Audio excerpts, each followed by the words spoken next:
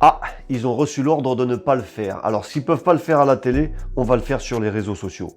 Complément d'enquête et envoyé spécial s'apprêtait à faire un reportage sur Gabriel Attal, Alexis Collère et Rachida Dati. Mais France Télévisions en a décidé autrement.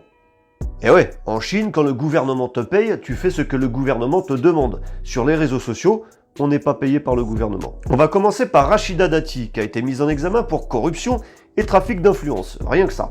Elle a reçu 900 000 € de la part d'une filiale de Nissan Renault entre 2010 et 2012. L'auteur des poursuites, Madame Danielle Baduel, est décédée le 10 janvier 2024, à la veille de la nomination de la nouvelle ministre de l'Éducation nationale. Le nom de Rachida Dati apparaît également dans une enquête pour enlèvement et acte de torture sur un lobbyiste algérien en lien avec le patron qatari du PSG.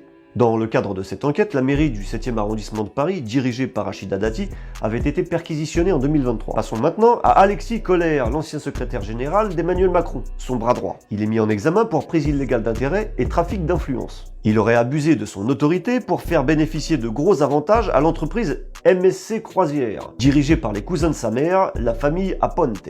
Et dans le dossier Suez-Veolia, le scandale est encore plus important que ça. Je vous conseille de lire cet article de Mediapart. Dans la famille Piston, je demande le fils, Gabriel Attal. Diplômé d'une licence de droit à Paris Assas en 2010, il a un parcours fulgurant, du jamais vu. En 2012, même pas terminé ses études, qu'il entre déjà au ministère de la Santé. Il a alors 22 ans.